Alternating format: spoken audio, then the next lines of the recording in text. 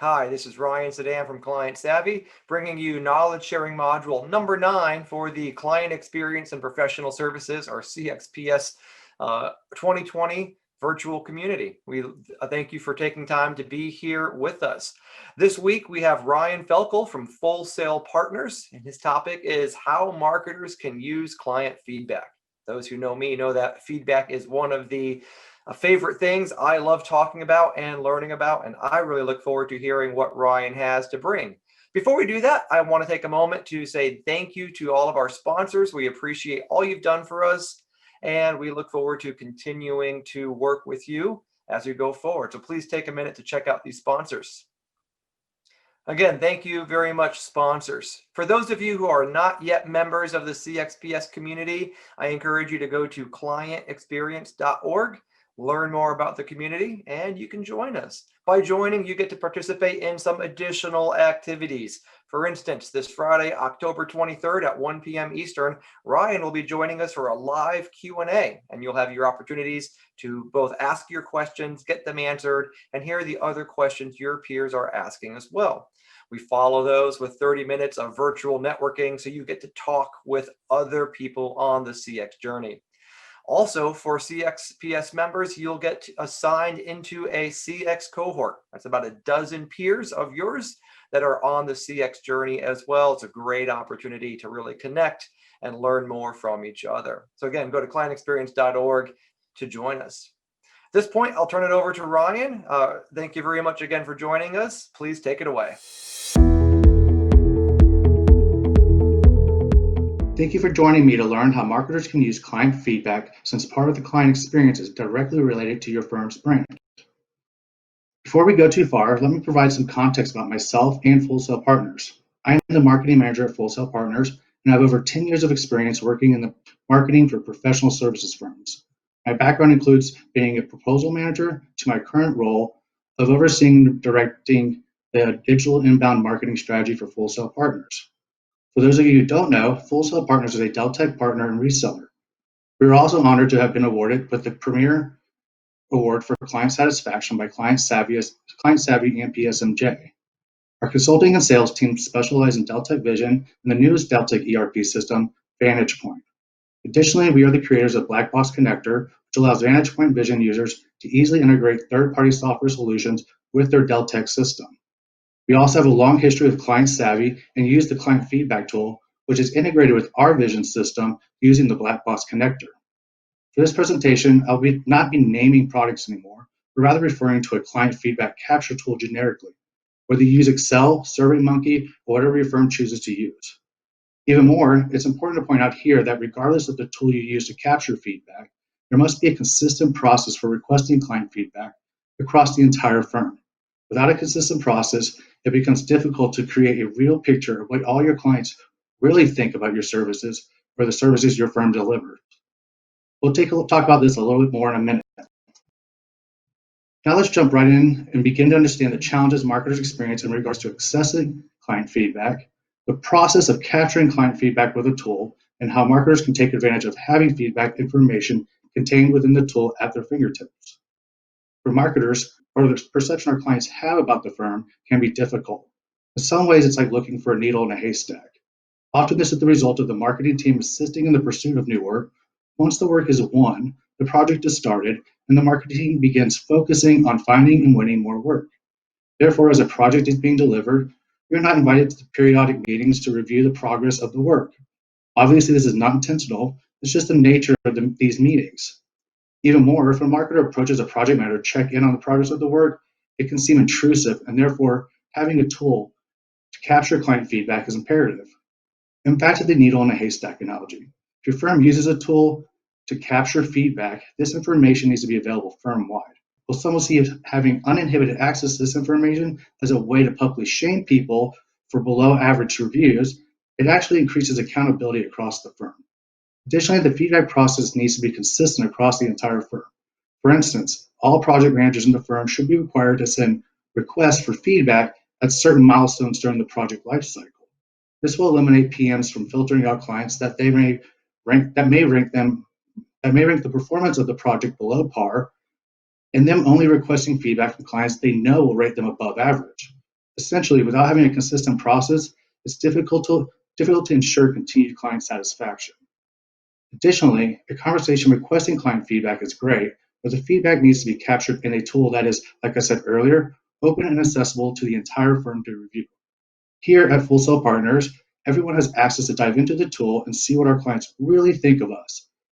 Now let's dive into how a marketer can use this information for different aspects of a marketer's role. Let's start with marketers that are responsible for the proposal process. First, when an RFP comes in, firms generally perform a go, no-go analysis. In many cases, the group issuing the RFP is likely a pre-existing client. Therefore, if a firm has a solid feedback process, we can garner a lot about how the client feels about our firm's services. Some clients may reveal that they are more needy, or on the other hand, they're easygoing and love our work.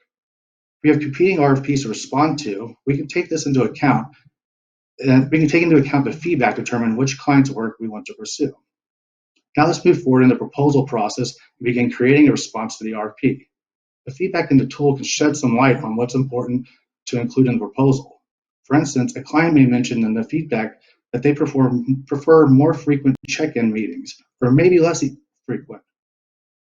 Or they may have made comments about a particular subcontractor that was used previously that may shed light on the fact that they either love that group or they indicated they have some level of disdain. These are topics you can directly address in the proposal. And if you're like me, I'd highlight some of this intel up front in the executive summary. Obviously, I wouldn't state based on your feedback. Instead, I would highlight the preferred meeting cadence or highlight the proven subcontractor. These are just examples, and I could go on, but I want to get into another way that feedback in an accessible database can help proposal managers. Proposal managers do more than create RFPs. They are also required to maintain and update references. This is an area that seems to be a daunting task. To explain this, I want to share a short story. During my days as a proposal manager, a firm I worked for had their go-to list for references for different types of work. For this story, we'll call this specific client, Client A. Client A was always a solid reference.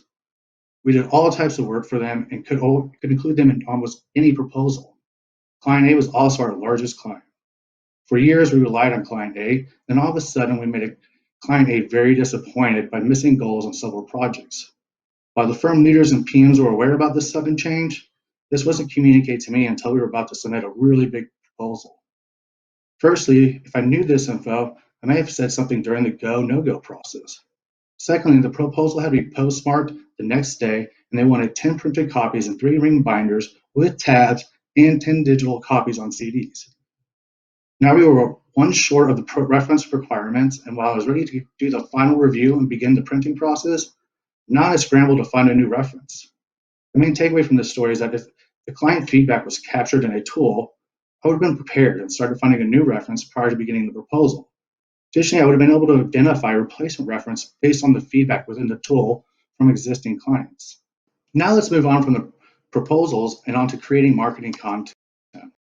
For inbound marketing, client testimonials are one of the strongest pieces of content we use. You can take my word about how great my firm is, but what do our clients have to say about our services? In reality, you're likely to trust what our clients have to say over what the firm says. Essentially, client testimonials on your website are accessible before the RFP process begins. Having positive comments from clients that can be promoted in case studies and social media posts helps potential clients pick your firm to provide the services they are seeking. Here on the screen is a recent graphic that Full Sail Partners marketing team created to use in social media posts to promote a service we are providing. This quote was found in our feedback tool by the marketing team. We reached out to the client and asked if we can use it. Furthermore, this quote has more of an impact on potential clients than me creating some savvy one-liner. When it comes to finding clients for case studies, a feedback tool can provide a lot of insight into what made a project successful and the client experience. Having this type of insight greatly improves the quality of case studies as well. For instance, if you have 2 more clients that will make great case studies about the same services, marketers have the information needed to write unique studies about each client's individual experiences, which shows how dynamic your firm is since you were able to meet the different expectations of each client and still complete a successful project. But wait, there's more. No conversation for the CX community from a marketer's perspective can leave out BX. So how can marketers use feedback surveys about their content to improve the overall brand experience? At Full Sail Partners, we pride ourselves as being the Wikipedia of content for Deltek Vantagepoint and Vision users. As part of this content, we produce blogs, white papers, and webinars. Of those three, our webinars attract the largest amount of website conversions on several of our live events, with several of our live events having well over 100 attendees. Whether each of these webinars are short 30-minute speed sessions or in-depth 1-hour presentations, our clients and the potential clients are investing their time to attend these events and watch them on demand. That's a lot of time for these people to invest into attending a live session or watching an on-demand session, and I want to respect people's time. If the content in these webinars is poorly presented, frankly, it's a waste of time for the attendees and the results in a negative brand experience. So how do we ensure that the content we produce is quality in the point of view of our clients? For all live events, we have a survey tailored to getting the opinion of the audience about the quality of the content. Here we have 2 pie charts summarizing all the responses from our live event surveys. The one on the left is for the entire time we have been seeking feedback on our live events, which it's been about for 7 years. The one on the right shows responses to the same survey for the live events for this year only. As you can see, we've always have done well, but we have taken the feedback to try to improve, which is evident in the summary of the results in the pie chart on the right. Now let's take a look at an example of an actual survey result. Here you can see the typical questions we ask in the score the attendee provided. You also probably notice respondents can leave a comment in each section. Although this one is positive, I'll be the first to admit that sometimes the content wasn't presented as clear as we planned. The comments allow for people to let us know what they didn't think went well. Furthermore, this creates a great opportunity for us to reach out to these people and open up some dialogue. Often we find that the content may have been too basic or too advanced for certain people. This newly opened one-on-one dialogue offers the opportunity for us to identify what exactly an individual is looking for and what they're trying to garner from our presentations. It allows us to assist them in specific areas that they were looking to gain. So as a result, we're able to improve both the client experience and the brand experience. So there we have it. Capturing the client experience in a tool using a standard process can not only greatly benefit the firm as a whole, but it also provides marketers with the intel and the insights they need to improve the overall brand experience. Wow, thank you very much, Ryan. Great information.